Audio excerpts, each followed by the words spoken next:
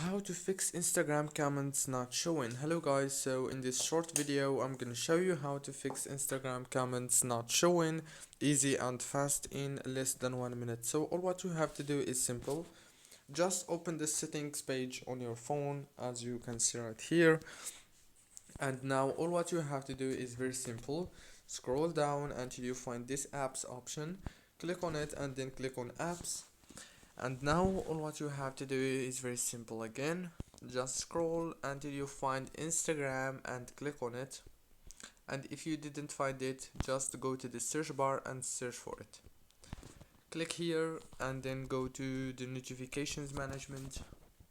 Make sure to enable the notifications and then go to the permissions and make sure that those permissions are enabled, and then go back, and the last step, click on storage, click here on clear data and then click on force stop.